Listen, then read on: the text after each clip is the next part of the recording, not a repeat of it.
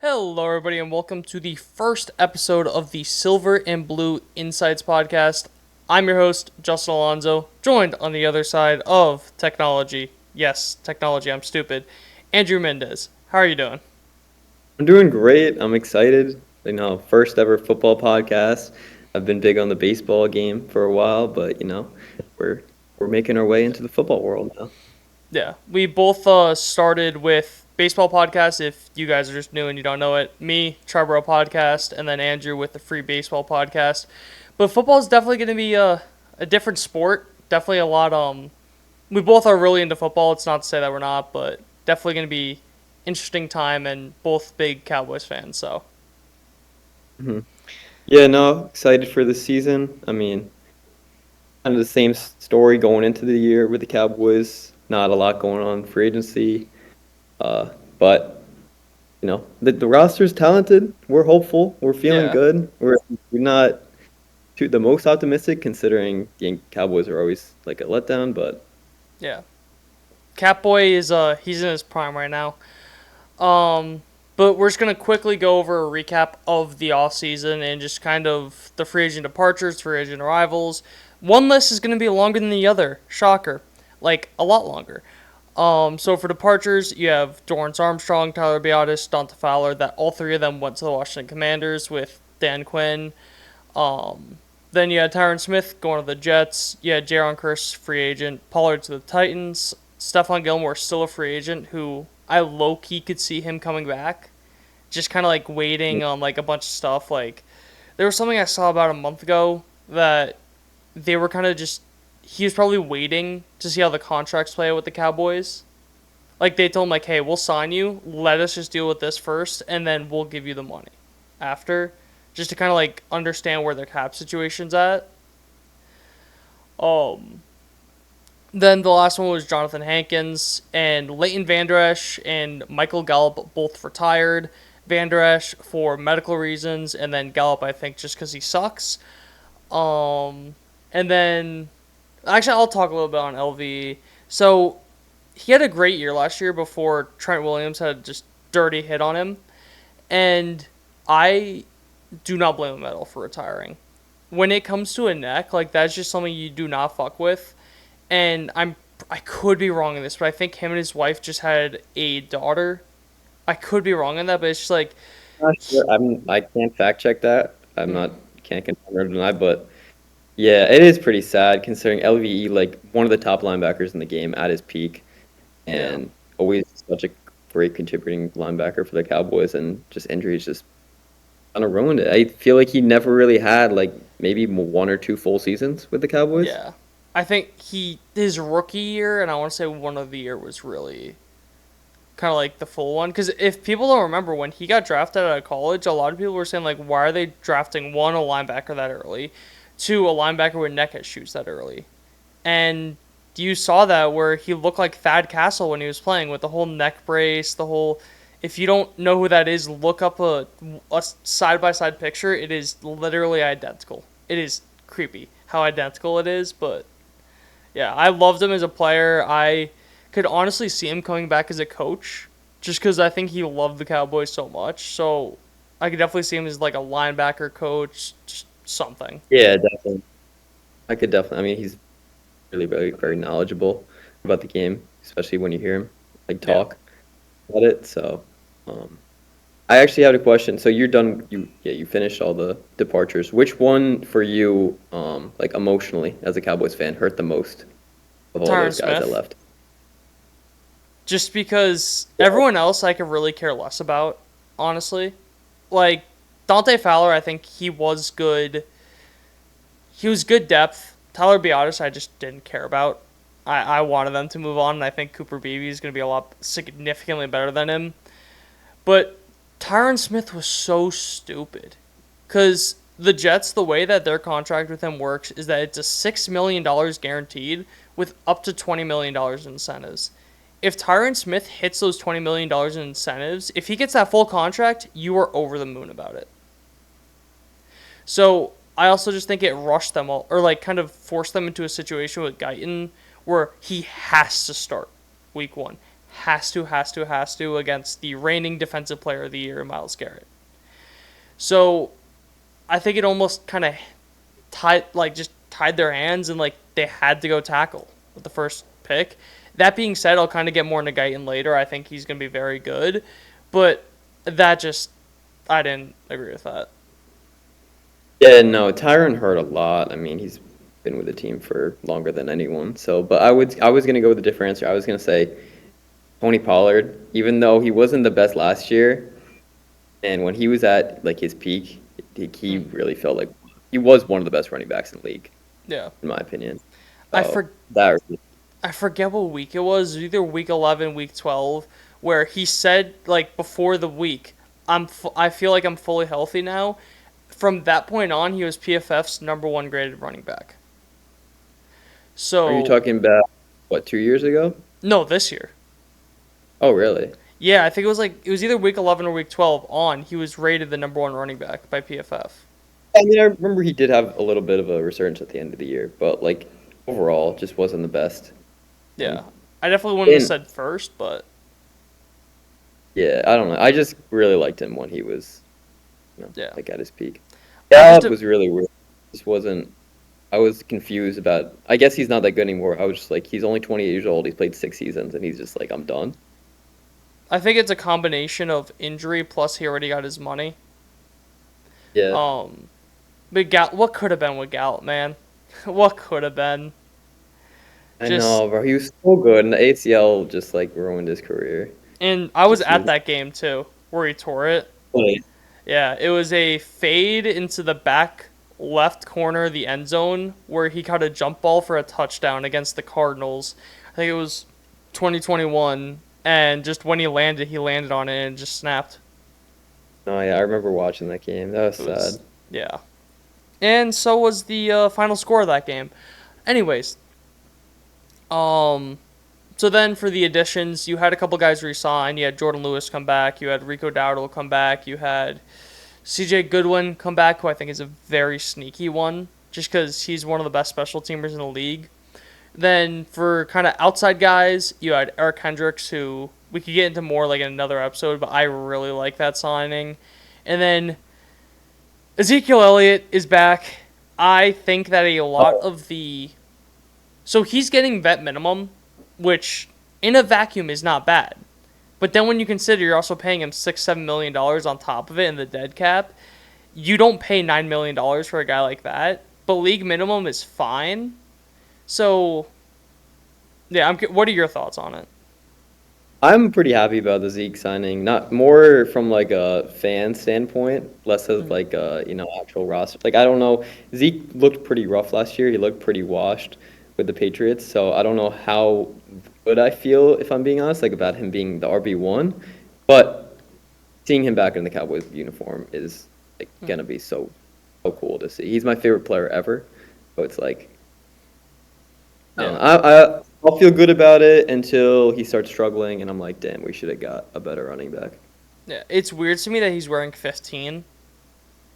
Like that's and Yeah, not 21. Like I get it, he you wore know, with the Patriots as his college number, but no one's wearing 21 anymore. no, I don't know why he didn't just go back. Yeah. 21. I don't think he's going to be the starting running back. I think that they're going to go heavy committee. But what was I going to say? Would you believe I, that or you say what you're going to say because I'm going to go in a different direction. I can definitely see that. I think they're gonna like he's gonna be like the somewhat like presumed starter to start, but if he struggles, they'll pull the leash pretty Yeah. quick and give carries to other guys. I don't have the exact numbers in front of me, but would you believe he had more catches and more yards as a running back than Jameer Gibbs last year? I mean, I guess it makes sense. They had Mac Jones as their quarterback, so he couldn't really throw pretty Fair. far. But Gibbs was drafted like as this huge elite pass catching running back. I saw that and that was kind of shocking.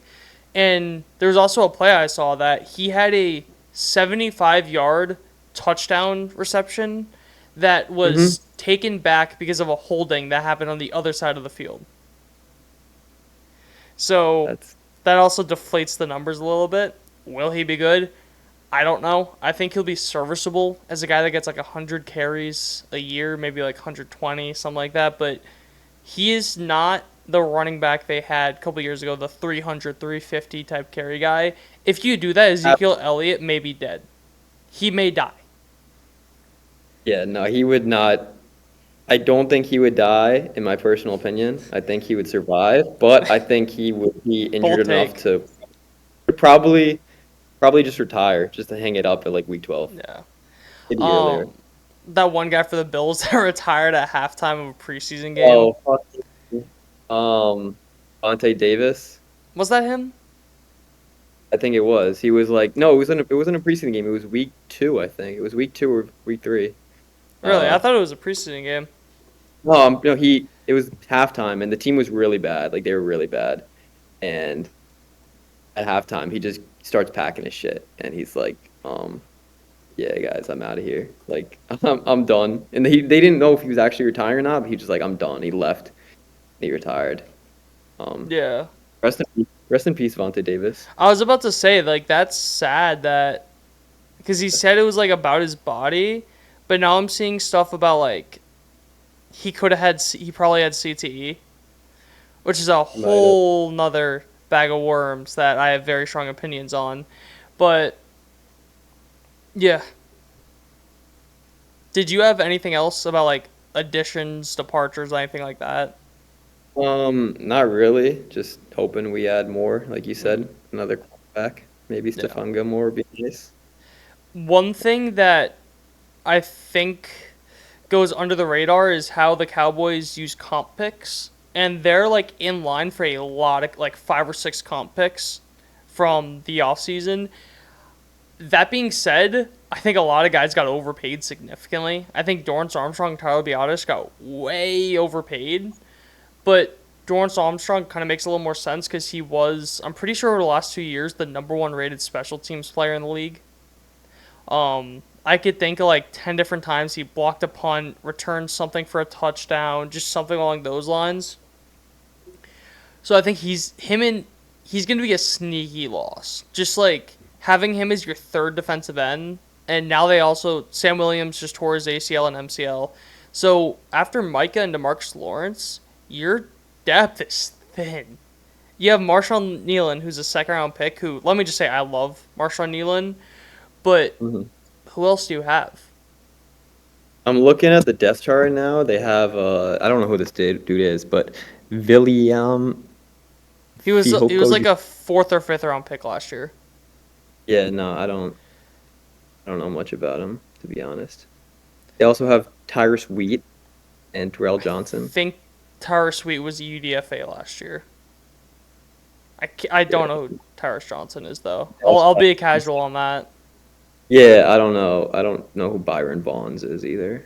I think he was a signing this all season. I could be wrong, like just a UDFA guy. I have seen buzz that Carl Lawson may sign with them. He was like tweeting shit out after Sam Williams went down. He just tweeted a star, and that was after he was linked to the Cowboys. What happens with that? I don't know, but it wouldn't be the worst thing. Yeah, I'd like that. And Be a then nice. I was gonna say getting into like kind of the Dak whole shebang because there's a lot Yeah. going on with him. First off, Before we get go into yeah. Dak, I just would want to note. I don't know if you saw this, but last night NFL Top 100, Deron Bland got number 31. Yeah, So, congrats to him. That's which pretty good. I hate that list by the way. It's always so bad. It's always so bad, but Yeah, it is pretty bad. But that's I a like that Deron whole. When it number fits our 31. narratives, it's good. Yeah, that's what I'm saying. Fits the narrative. Yeah. Before And we then became. for Dak, happy belated birthday. Yesterday on Monday was his birthday. Um, and I'm just going to cut right to it. Do you think he signs an extension this offseason? Before the season starts, no. I think they get something done after the season before free agency starts. I hate you because I thought you were going to say that you think he gets it done because I think there's no way he signs. He has so much leverage right now that unless the Cowboys significantly overpay, I don't see him signing. because all these guys, the market just went up. If he waits another year, that market's going to go up again.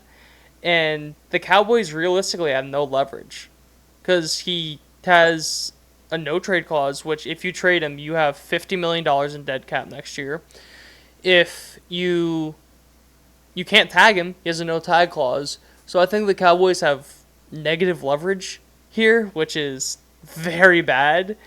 But I think at the end of the day, he does sign next year in free agency. It's just some of the takes about him are getting ridiculous with just people saying cut him. And it's like, what are we doing? Because just some people are stupid and it's ridiculous. Yeah, Dak Prescott, realistically, if you want to be an unbiased fan, um, obviously we're biased because we're Cowboys fans, but I'm saying if you're an unbiased non-Cowboys fan, he is a top 7 at worst, in my opinion. Top Yeah. 7, maybe top 8 quarterback in the league. And when you look at all these contracts, Jordan Love just got $55 million a year. Tua got $50 million a year, and there's no way that you're telling me that Tua Tagovailoa deserves more money than Dak Prescott. So it's like realistically, this guy has to get 55 to 60 million a year. And I don't. The Cowboys should just pay it like right now. Like if like just give him 60 million a year. I don't It's think over. he But takes you that, though. don't think he takes I 60 don't million a think so. year? Just because he knows he'd get more next year. Just because the Cowboys really fucked him over last time when like he tried getting a deal done, and they just wouldn't get the deal done. I think he just has so much leverage that I don't see him taking a deal like that this year. I mean, that's not a. Now that I think about it like that, like probably right. Probably not going to take 60 million, but that is crazy to think about. Because like if he gets hurt this year, then the value goes down a bunch. Yeah. Or if he has a down year, it's like I don't know. Like I could even see him, like you said, going into free agency and like listening to other teams' offers, and then eventually going back to the Cowboys. I don't really see a scenario where he leaves the Cowboys. That's just Yeah. kind of very unlikely. I don't know what the Cowboys would Something do. bad would have to happen. Like really Yeah. bad would have to I think happen. it would just have to be like really bad. Like negotiations would get to a point where like the front office, like Jerry Jones, and are just on really bad terms with Dak and Yeah. his agent that they're just we want out. No. Like I And don't even then know how. I, f- I had a point on something you said earlier. I forgot now. Oh yeah, the unbiased thing. So, do you know who Joy Taylor is? No. So for those that don't know, she is on. I forget the name of the talk show, but it's a talk show with Shady McCoy, Okay. and so she is known for being an absolute Dak just hater, and she literally came out and said that if Dak was not a Cowboy, we would view him differently. Which Like, literally just goes to show the bias that everyone has, where if Dak wasn't a Cowboy, he would be seen as a top 5 quarterback in the league.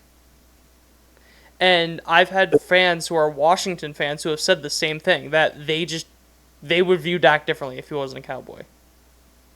So, no, it's crazy though because Dak is so talented and he does so well in the regular season, and yet he definitely hasn't performed the best in some big games and some playoff games.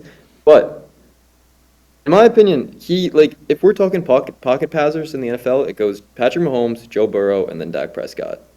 yeah, But for some reason, people act like he's not that great of a quarterback and doesn't deserve all this money, which he does. But yeah. the Cowboys are going to be like, oh, he hasn't performed in the playoffs yet, so we're not ready to give him the money. People are also comparing him to Patrick Mahomes. No shit, people are going to look bad when you compare them to Patrick Mahomes, who may go down as the greatest quarterback of all time. Like, there's a very strong argument right now that Patrick Mahomes is a top 3 greatest quarterback of all time. A very strong argument that I would tend to agree with. I So, would if say you're there's a strong argument that he might be the best quarterback of all time. I wouldn't go that far yet, just because I think Brady just has the volume on him. All right, I'm talking about talent-wise. I'm not talking about like the whole career. Ooh, you just stepped into a can of worms, because I have a very strong belief that there's a difference between the GOAT and the BOAT. So Tom Brady's the GOAT. When it comes to GOAT, you have like the allure, the mysticism to it. But Patrick Mahomes is the most talented, so for me, he'd be the BOAT. So like baseball, for me, Babe Ruth is the GOAT, but Barry Bonds is the BOAT. Because I think with Babe Ruth, you kind of have all the stories, all the mysticism, just all this kind of. He's almost like a mythical creature, but then Barry Bonds is just straight up most talented player of all time. You cannot argue against it. So that's kind of the way that I see it. Yeah, I can actually agree with that logic. Like, that makes a lot of sense. Like, I've kind of said that for a while too. There's like a whole nother debate, but I've always like Mahomes. I think it's the boat now, but for a while I said it was Rodgers, and people would Mm-hmm. fight me that I on said that that, too. and people would be like, "Oh, it's Brady." Like, no, Brady's not the best. Like, you just don't know football if you Mm-hmm. think that. My opinion, I don't know. Yeah. Like, Tom Brady's nowhere close to the most talented quarterback ever. Um, It but I think his talent's just hard to quantify in Brady. I don't want to turn this into a Brady podcast, but because his what he was good at was just taking what the defense gave him, and when he needed to step up, and he was just so cerebral that I think that's kind of hard to quantify when it comes to talent, if that yeah. makes any sense. He So was he could you could make the argument that he's like the smartest quarterback ever. yeah, definitely. He might have football IQ, but in terms of pure football talent, like arm talent, plus being a good quarterback, like no, he just wasn't. Yeah. Um, what was I gonna say? I Yeah, did but want to bias. pull up one quote. Oh, bias. Do you No, want I to was just finish your thing? no. I Okay. was just gonna go on a tangent about moving on, but go on. Yeah, I just did want to say this one thing. Like, I feel like this is a very good comparison that Stephen Jones, EP Jones, Jerry Jones' son, said about. They asked about if Dak can get it done in the playoffs, and he said Matthew Stafford. It's taken him a long time. Homegrown guy right there from Highland Park. He stepped up and got in the right situation and made the plays. He was the reason they won a championship. I think it's just getting the chemistry, the right team together at the right time. Certainly, Matthew did that with the Rams after having a long, long career in Detroit. He didn't win a lot of games in Detroit. Matthew Stafford is a champion. He's an elite quarterback, and he got on the right team at the right time with the right chemistry, and they won a championship. That, I think, says a lot about Dak's situation. Like, Dak is a good enough quarterback to win the Super Bowl. He might not be Patrick Mahomes level. He might not be Aaron Rodgers, Joe Burrow level. He's not going to carry the entire team to the Super Bowl, but he is definitely 100% good enough with the right pieces around him. Even then with Burrow, he didn't do well in their playoff games. What was it in the game against the Titans? They had 9 sacks or something ridiculous where they were just non-stop But sacking he's Ryan with Tannehill. the Raiders, right? It was something where he just the defense was just absurd and played lights out. Yeah. But great, I forgot where I was gonna go. Oh yeah, so Lashady McCoy said that Dak was soft. I think that is the weakest and dumbest argument you could ever come up with. A couple I days could, after his mom died, he played a college football game. His brother killed himself, and he still continued to play. And when he showed any bit of vulnerability because he was depressed that his brother killed himself, he got flamed, which is the dumbest thing I've ever seen. He had a horrible ankle injury that he came back, and guess what? The first game he came back in, he threw over 350 yards and 4 touchdowns against the reigning Super Bowl champions on the road. I think that for people to call Dak soft, I think that's ridiculous. To say that he's a slow starter in a playoff game is another thing. I think that's a whole thing where they need to lean more on the run in the first quarter of playoff games, then kind of like ease back into it. I think that's a whole nother discussion, which I would agree with. But to call him soft is ridiculous to me. That, when I saw that, that pissed me off so much. And just, it's, it's annoying because you could tell he's saying it to get clicks and to do that, but yeah. like, what even is the argument? Like, this dude has been playing for 7, 8 seasons now, and he's barely missed any time due to injury. He's had like the thumb injury that he dealt with. He had the ankle, the broken ankle, obviously. Besides that, he's fought through a lot. Like, I he's think had he some had a shoulder issues. calf injury that he missed 1 game. Yeah, he was fighting through the calf injury. He's fought through shoulder injuries. He's definitely had some other injuries that I can't even think of off the top of my head right now. But like, Yeah. this dude plays through stuff. Like, he's a tough quarterback. Yeah. He's And soft. since we're talking about injuries, I just wanted to mention the picture of him with a walking boot. You have to realize that for people like us, we wake up with, like, I have scapular dyskinesia, which for people that don't know what that is, it pretty much means that all the muscles in my shoulder blade, I have one that's weaker than the others, so the other ones overcompensate. And it, like, when I woke up, it hurt like a bitch. But I'm not gonna, when it comes to a guy like Dak Prescott, where you have so many resources, if your ankle even hurts a little bit, you're walking around in a boot. That's just gonna happen. Like that, when you have access to MRI machines, X-ray machines, that they're free, you're not paying for them, and you have access to some of the best medical professionals in the world, you're gonna use that when you're making this much money. So it's a nothing story to me that I've heard so many people that they'll talk about when they had ankle surgery that like it'll act up. Like it's not the same, but me, I broke my leg twice, and like I'll feel it sometimes. So it's a nothing story to me, and I just wanted to like throw that out there. Yeah, no, the story, like, it's really, why not lean on the side of caution? Yeah, Like, exactly. why? It's middle of July. There's no games in sight. It's not like Yeah, we're trying to get him ready for preseason. Like, we're getting ready for week one against the Browns. And if there's any type of setback, and he has to miss that because he wasn't leaning on the side of caution mid July, it just looks stupid.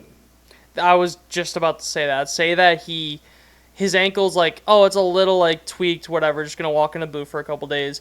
But then he does something, twists it, makes it a lot worse. Then he misses time. That is horrible. Like that's Yeah. horrible. So yeah. Did you have anything else to talk about for Dak?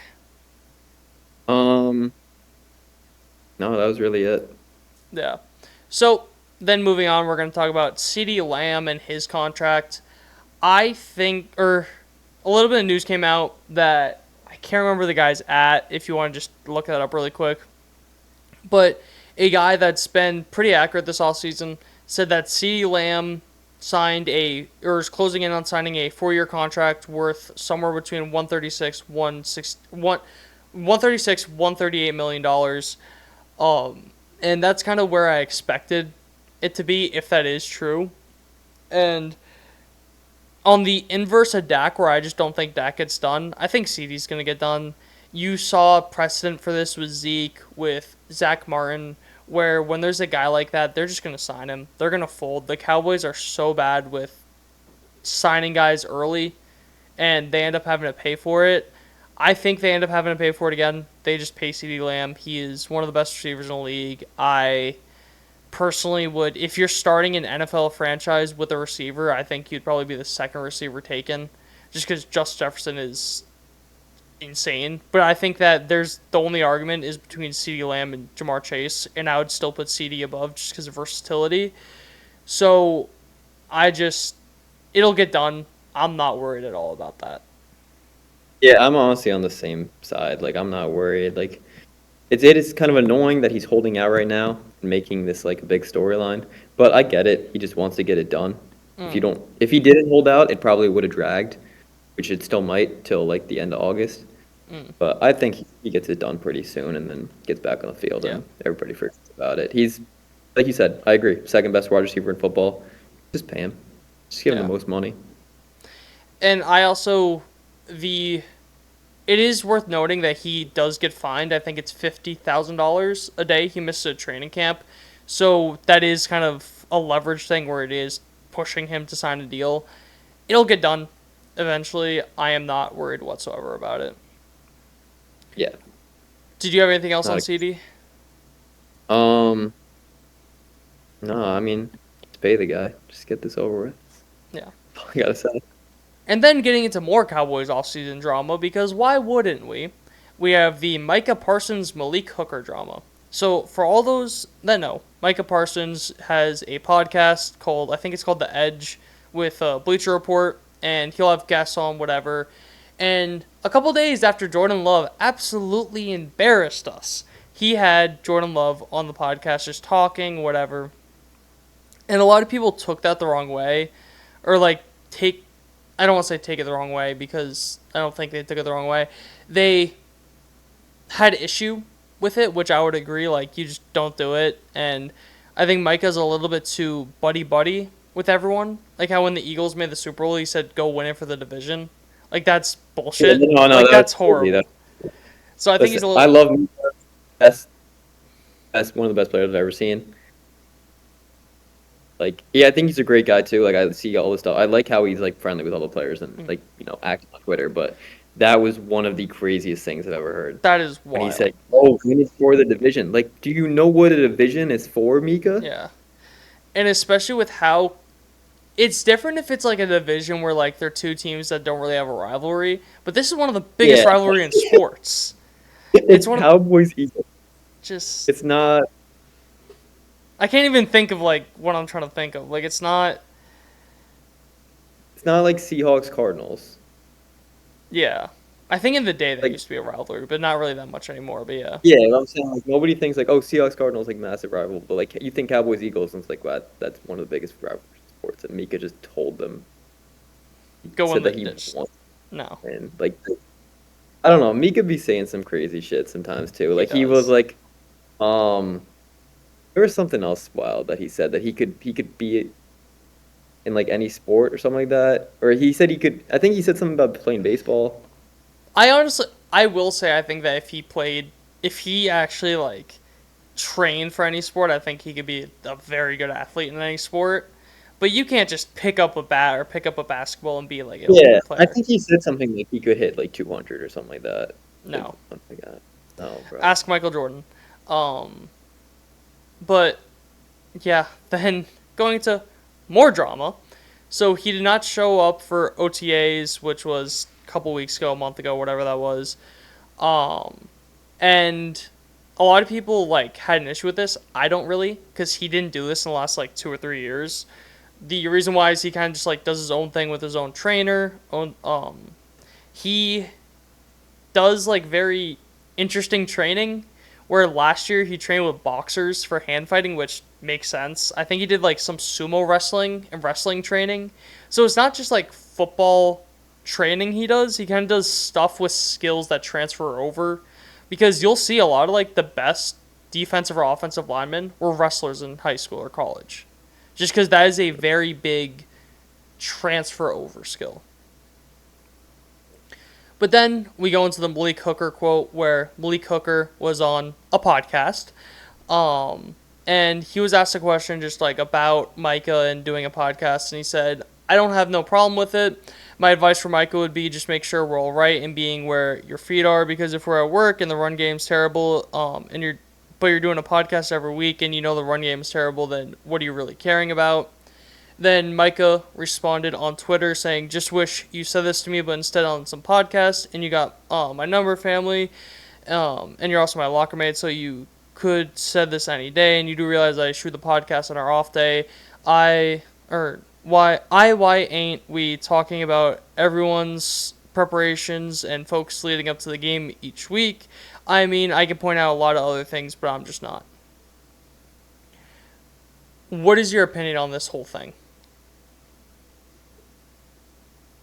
I don't like. I don't get why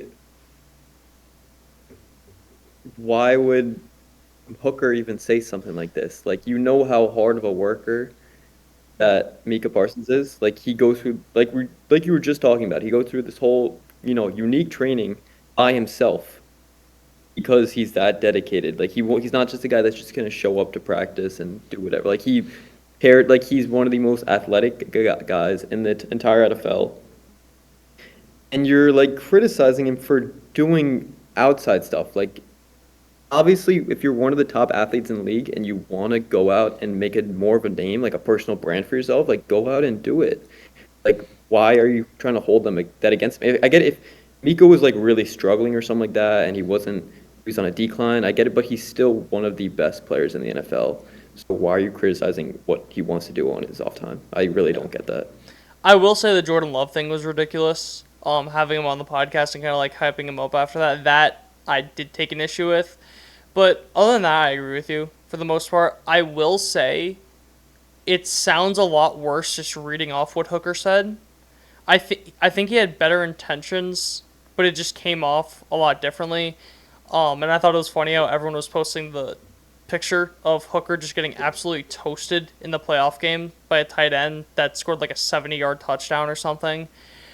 Um, but like, yeah, Micah could do better against the run, but that's not necessarily his job. His job is being the best pass rushing defensive end in football.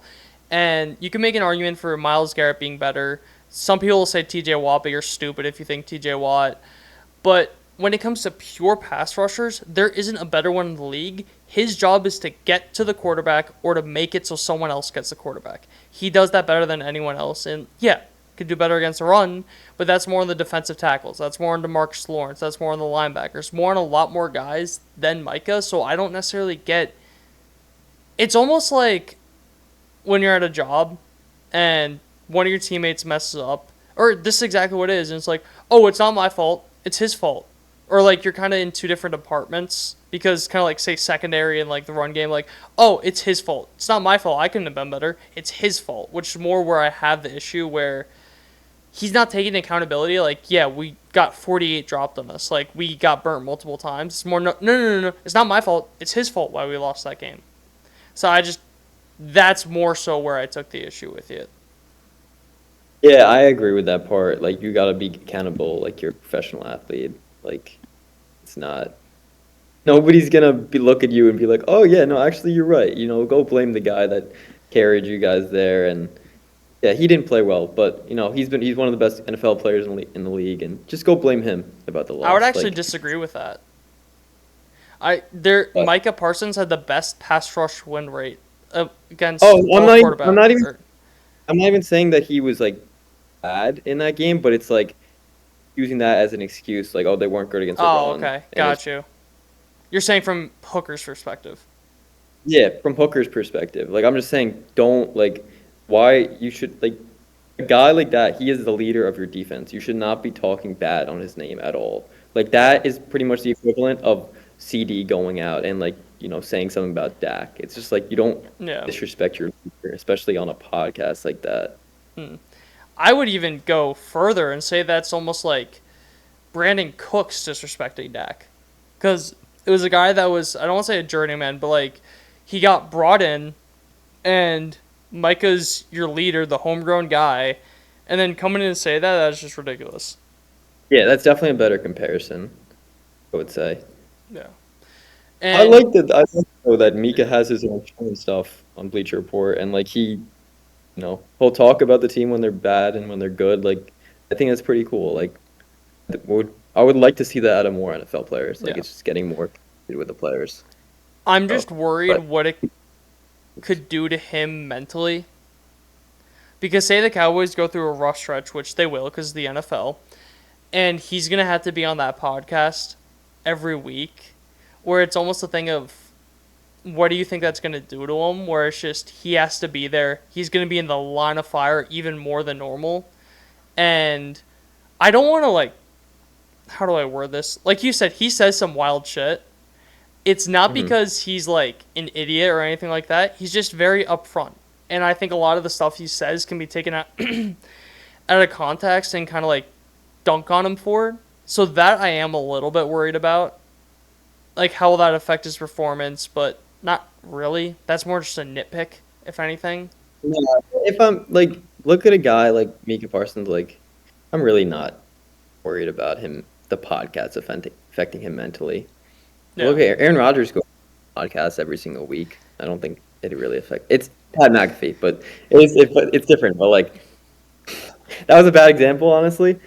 But he still, everyone has to answer the questions in the media. Just because Mika's doing it also on a podcast format, Hmm.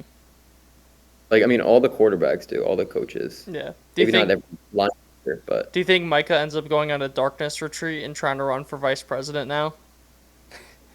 I would support it. I'd support Um. Mika. Uh, yeah. No. Hopefully, he doesn't leave the boys after Yeah. that. But What was Rogers taking psychedelics and dating a witch? Let's like not. You saw that, right? How like there was a woman that like called herself a witch, and like her whole brand was she is like a modern witch, and like does stuff like that, and that was who Rogers was dating after like a couple years ago. Regardless, Micah, do not date a witch. Bad juju. Um. nah, maybe it can like reverse the Cowboys' luck though. Who knows? Yeah, but I'm just saying he broke up with the witch and tore his Achilles 4 snaps in. Yeah. That can't be a coincidence. It's a coincidence. Um, yeah. Do you have anything else on Micah? Um, I don't know. Pretty good football player. I'll say that. Yeah, he also has his own contract stuff that I'm not worried about at all. He's Yeah, going no, into we're his not fourth worried year, about that. still has a 5th year option. I'm not worried about it at all. He's a Cowboy for life, even though I remember like he did say something. His some of his press conference, his like interviews with the media are pretty interesting too. Like I remember he said something about like if Dan Quinn leaves, like Yeah, going with him. I was about to say I'm a little worried about that, but I don't see Dan Quinn staying that long in Washington. Um, because he was also Washington's like 7th or 8th choice. I just don't see him lasting there. But that's a whole nother discussion. But I have Jane Daniels on my dynasty team, so if he wants to be good, I wouldn't hate that. Um, so if you got nothing else, we could kind of just like segue into our matchups, our key matchups for training Uh, camp. okay, I got nothing else. All right, so pretty much how we're gonna do this is me and Andrew both pick 2 matchups that we kind of want to like watch during training camp, kind of like the 2 big ones. I chose one that I think is a huge one, then another one that maybe not be the biggest one, but definitely interesting to watch. Since we're already talking about Micah, it would be Tyler Guyton versus Micah Parsons. I am very. It's a blessing to be able to have Micah Parsons and DeMarcus Lawrence as your defensive ends because you have the you have 2 elite defensive ends that have very different play styles that you get your rookies to play up against. That this is literally it's a blessing to be able to practice against them because you saw with Tyler Guy and the whole thing about him was that he's insanely talented, a mountain of a man, but he's very raw. I think he only had 10 college starts in his career, something ridiculous like that. But there's been a lot of. Granted, they aren't in pads yet. They start in the first pad of practices today, but he's been brickwalling Micah. And it is important to note that those one-on-one drills, or more when like they're non pads, those favor defensive linemen. And just seeing that, I think is going to be insane for his development. You've a guy like Guyton, he does not stop working. Do you know who Duke Merriweather is by any chance? No. So I forget the exact name of the kind of like company he runs. I think it's O-line Masterminds. I want to say that's what it is. Where he pretty much says like, "You come to me, I will train you." He is the guy that trained Tyler Smith, Zach Martin, Tyron Smith. Literally all you go down the list, it's like either all pro or Pro Bowl offensive linemen, the guys that he's trained. And the second Tyler Guyton got drafted, he went straight to Duke Merriweather. I think it's Manyweather. But he went right to him. And all that you heard is that he has just not stopped working since then. And if he's brickwalling Micah in practice, even if it's not consistent, that just goes to show that this guy could be a stud in the NFL. Yeah, no, I don't know really too much about Gaiden, but I mean, I did read a little bit about him when we drafted him, so I'm pretty excited for that, for to see him this year. Yeah. Like we talked about, Tyron, it's gonna be great. Or it's not. I didn't mean it's gonna be great, but it's great that we got someone that we feel like we're confident in. Yeah. Uh, I'm very. Because you saw. I feel he's going to have maybe a little bit worse of a rookie year than Tyler Smith, just because you kind of can't project that breakout where it's a guy that was just completely raw, was able to practice against Micah and DeMarcus Lawrence every day in training camp, went to Duke Merriweather right away, and just is better than expected. And then down the line turns into an all-pro type of offensive tackle. And the opening schedule is not an easy one, where if I go to the Cowboys schedule, so obviously week 1, you're going to be going out against the reigning defensive player of the year. Then you play the Saints, who have, I'm pretty sure Cam Jordan is still there, I could be wrong, but they have good pass rushers. You have the Ravens, who had the number 1 defense in the league last year, so that's obviously great pass rushers. You have the Giants, who have Dexter Lawrence, who is probably the most underrated defensive tackle in the league. They just traded for Brian Burns. You have the Steelers with TJ Watt. You have the Lions with Aiden Hutchinson. You have the 49ers with Nick Bosa. You have the Falcons who are whatever. You have the Eagles who are known for their pass rushers. Hassan Reddick had 5 sacks in a game last year. And you just keep going down the line. You have Texans, Will Anderson. Commanders, they have their fair share. Giants again. Bengals, you have, I can't think of the name. I can't think of the guy's name now. Um, I don't know. It's popping in.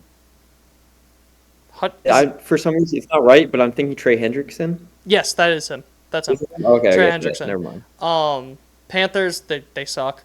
The Bucks, they cut like all their defensive players or whatever. Eagles again, Commanders again. So he's being baptized by fire, and being able to start that early, I think is perfect for him. Yeah, no, that's not honestly something that I wasn't really thinking about, but that is great that he gets to go up against the best of the best and really be Yeah, trained well for the start of the season.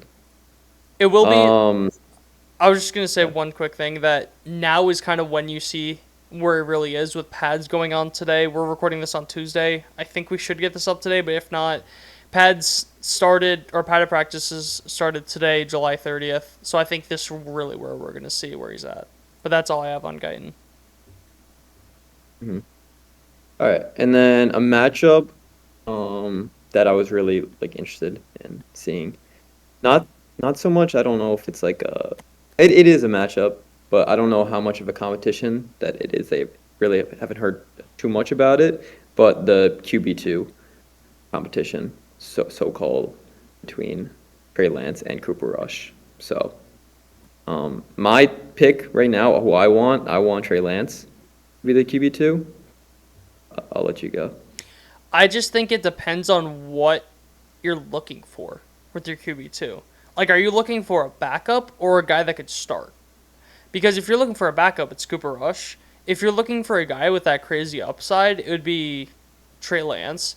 And granted, it's early, whatever. He doesn't have a lot of starts. But Trey Lance doesn't look good in training camp. We talked about this off camera, but I think that Trey Lance, there's no excuse for him not to get at least 85 to 90% of the snaps in the preseason. Obviously, barring injury or anything like that. But he needs the snaps. He has in his professional career. Including going back all the way to high school, he doesn't have 600 passing attempts. So he just doesn't have the reps. And if you're in a win now phase like the Cowboys, I think that unless he shows you some insane things, it has to be Cooper Rush. Yeah, that's pretty fair, honestly. I just really like the upside with Lance, and like I'm saying, if the season like emergency scenario, say Dak goes down, Cooper Rush, like we did see him win games in the past, but he's one of those guys where like when shit gets bad, I don't really know if I can trust him. And not saying Trey Yeah. Lance is like, the best under pressure either, but Trey Lance does have that high upside. Like he was the number 3. 6 pick in the draft. Number 3 Yeah, number pick. 3 pick, number 3 pick in the draft. So he has that. He's still young. He's still not like completely like, oh, he's a bust. So I don't. I'm just. I've always liked Trey Lance from the start. So I'm interested. This is a guy that was up there competing with Jimmy Garoppolo to be the starting quarterback of one of the best teams in the league. And now he's just sitting on our bench. So I want to see what he's got. I don't want the Trey Lance story to just end. I also think that really wasn't the system for him because they're more like the pocket passer, the more just Mm. take what's given to you and then every once in a while just throw a deep ball. But Trey Lance is more like that explosive guy. The guy that he's Yeah. going to make his own plays where cuz you said like if Dak goes down, what are we talking about in a Dak injury? Like are we talking like a 2-3 game span or are we talking an entire year? I meant like an entire year. Entire year, I'd probably go Trey Lance, just because you need that upside. You need to bank on okay, our season's cooked without Dak. At least give me the upside. Worst case scenario, he shows something, we end up trading him, and we have a high pick. But if you're talking like a 2-3 game span, I would want Cooper Rush, just because Yeah. he knows the offense. Kind of just like it's a lot more seamless of a transition. I completely agree, honestly, with that statement. Like right now, if we need him in a pinch, it's Cooper Rush. But if we're looking long term, who has the most upside and who could like really get us to not that anyone will get us anywhere near the same production as Dak, but who can get closest to it? Mm, I'd say it's Trey Lance. But yeah, like you said, Trey Lance is a playmaker. Like he's gonna make plays. Cooper Rush is one of those guys who's just like he's not really gonna lose you the game, but he's not gonna necessarily win you the game. Like he might yeah. make a few good plays, but he's not gonna really impress you. Yeah, because you also have to realize with Trey Lance, he's so unimaginably raw. Like, I forget what happened, but he has two starts with the 49ers. The first one, something ridiculous happened. The second one, he was playing in a literal monsoon where it was down. Like, people were literally in a slip and slide. And if you don't believe me, look up the highlights of Was that that game. the Niners Redskins game? No, it was at Chicago. Oh, okay. All right. I know what game you're talking about then. Because there Yeah, was just two. There was another like monsoon game. It was like Niners Redskins, and this final score was like 9-3 or something like that. yeah. But just if you want to see bad, look at that, and you'll understand why he didn't play well. And then I'm pretty sure he broke his ankle in that game. It could have been a different game, but he like tore ligaments. Just regardless, did hasn't really had a shot to shine. Did you have anything else on the backup quarterbacks? Um, really, do we even have a fourth quarterback right now? I don't think. I'm looking on ESPN depth chart. We don't have a fourth quarterback, so Yeah, that's who would that even be? yeah. Probably just a random guy. It doesn't really matter.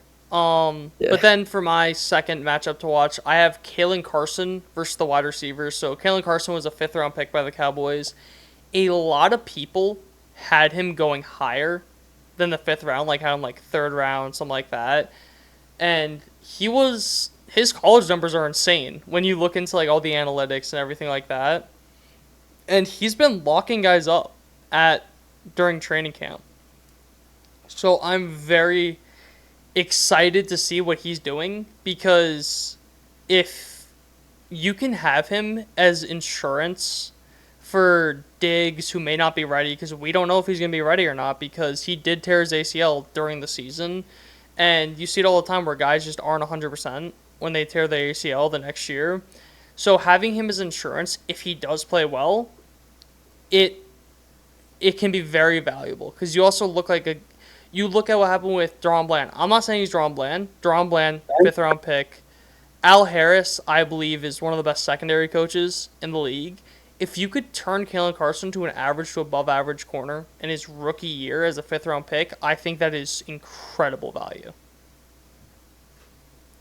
Yeah, I mean, I don't hand up, don't know a lot about Kalen Carson. Yeah. So don't really have a ton of takes here about this guy, but you've just talked good about him. You said he's looked good, and I trust the Cowboys drafting. They were always good, been good at drafting. Like you said, they drafted Jerron Bland. So, if the opportunity arises, I guess I'm now excited to see Kalen Carson play. Yeah. That's all I got on him. If you want to get to the your second and our last one. So I'm interested to see how Trevon Diggs does like right now, coming off an injury. Right now he's on the PUP list, so I don't think he's like practicing yet. But whenever he does come back to just like how he guards Lamb and Cooks, uh, obviously a guy that was one of the best cornerbacks in the league, and then missed the whole year. So I'm just excited to see him back on the field doing drills. Yeah.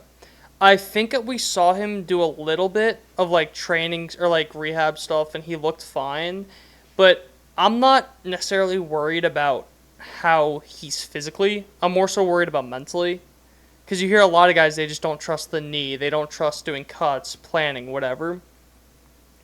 But I don't have a lot in this kind of like a honorable mention for me.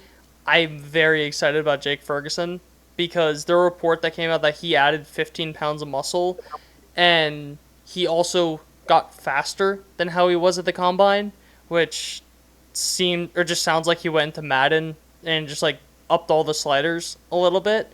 But so I'm not sure how much stock to put into that, but I'm very excited about Ferguson because I've always been in the train of he is going to be your second receiving option on this team behind CeeDee Lamb. So I'm very excited about Ferguson this year.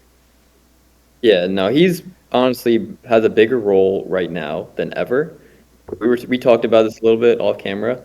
Like we have a wide receiver three, but it's Jalen Tolbert who really does not have a lot of NFL experience, and then all the guys behind him like Jalen Brooks, Racy McMath, like we don't have a ton of experience. So Jake Ferguson, even though he is pretty young, we are relying on him more than ever, and like you said, 15 pounds of muscle. He's faster. I'm so excited Yeah. to watch this kid play because And he.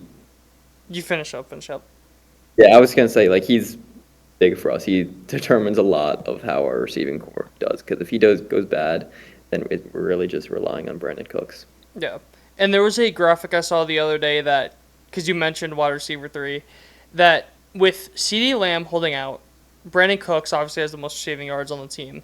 He has 9,300 career receiving yards. If you add up everyone else, including his numbers, except for CeeDee Lamb, they don't they don't total 10,000 receiving yards.